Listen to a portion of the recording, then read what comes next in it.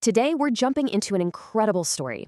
It's about a country doctor, a deadly plague, and how a simple observation led to the defeat of a real-life monster. I mean, think about that for a second. Could one single person really save more lives than entire armies? It sounds like something out of a movie, right? But that question, it's at the absolute heart of the story we're getting into today. We're going to see how one individual's observation and, frankly, a whole lot of courage led to one of the greatest victories in human history. So, first things first, to really get what happened, we have to understand the villain of this story. Before there was any kind of cure, there was this absolute terror that haunted, well, the entire globe. We're talking about the smallpox virus. It's almost impossible to wrap your head around the scale of the devastation here. Just look at this number, 300 million. And that's just the number of people who died from smallpox in the 20th century alone. To put that into perspective, that's more people than live in the entire United States today. Just gone. And this disease was brutally effective. If you were an adult who got it, your chances of dying were about 30%, a terrifying roll of the dice. But for infants, it was basically a death sentence. The mortality rate for them skyrocketed to as high as 90%. The way the disease worked was just a nightmare. It would start with a raging fever, and then this rash would appear. Those spots would then blow up into these horrible pus-filled blisters, or pox, that would eventually leak and scab over your entire body. And even if you were one of the lucky few who survived, you were often left scarred for life, disfigured, and sometimes completely blind. Now, people weren't completely helpless, but our best weapon was a huge, desperate gamble. It was a practice called variolation. The idea was you'd expose a healthy person to a controlled dose of smallpox, hoping they'd just get a mild case and then be immune. But as you can imagine, it was incredibly risky. And the process itself, it was just unbelievably crude. A doctor would literally take pus from a smallpox blister or grind up dried scabs into a powder. Then they'd either scratch that stuff into your skin or, get this, have you inhale it. You were basically being infected with the live, deadly virus and praying for the best. But way out in the English countryside, a clue was hiding in plain sight, a clue that would end up changing everything.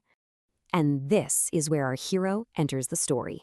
And he's not some famous scientist in a fancy lab.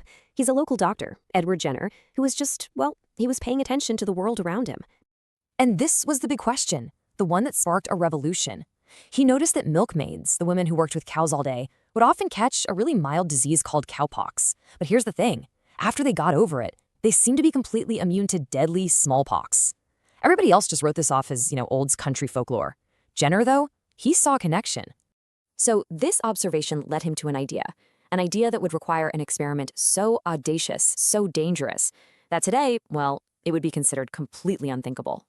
Okay, so on May 14th, 1796, Jenner put his theory to the ultimate test. He took some fluid from a cowpox sore on a milkmaid named Sarah Nelms, and he used it to inoculate an 8-year-old boy, James Phipps. The boy got a slight fever, felt a little sick, and then recovered completely, just like Jenner thought he would. But then came the truly terrifying part. Jenner deliberately exposed the boy to the live smallpox virus. Can you just imagine the tension of waiting, the risk he'd taken, and then nothing? The boy didn't get sick at all. He was completely immune.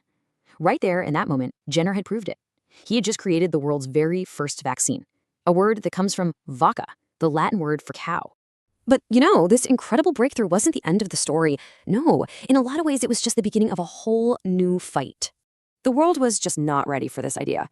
The medical community, they laughed at him. Religious groups said it was unnatural, to put a disease from an animal into a human. Newspapers had a field day drawing these ridiculous cartoons of vaccinated people sprouting cow heads. He even sent his research to the prestigious Royal Society of London, and they rejected it. But the data was undeniable, and it showed exactly why his idea just had to win. I mean, look at this. Variolation, the old method, could kill up to 3 out of every 100 people. Vaccination, on the other hand, was thousands of times safer. Jenner's method wasn't just an improvement, it was a quantum leap forward for public health. So, slowly but surely, the world started to come around. Man, it was a long road. From Jenner's first experiment in 1796, it took over 40 years just for his safer method to become law. And it wasn't until 1980, almost 200 years of hard global effort, that the World Health Organization could finally make that historic announcement. Smallpox was gone. So, what does it all mean? What is the legacy of this one country doctor's incredible insight and his courage? It means that smallpox is the only human disease we have ever completely, totally eradicated from the face of the earth. This monster that killed hundreds of millions of people was just wiped out. It's one of the greatest public health triumphs in all of human history. Full stop. Jenner's impact was so massive that even his country's enemies had to acknowledge it. Napoleon Bonaparte, who was at war with Britain at the time, had his entire army vaccinated and called Jenner one of the greatest benefactors of mankind. And that brings us right back to the power of a single idea. So often, the world laughs at what it doesn't understand. Edward Jenner was ridiculed and rejected, but he believed in what he saw, and that conviction saved an unbelievable number of lives. So, we'll leave you with this to think about. What's an idea you believe in that other people have laughed at?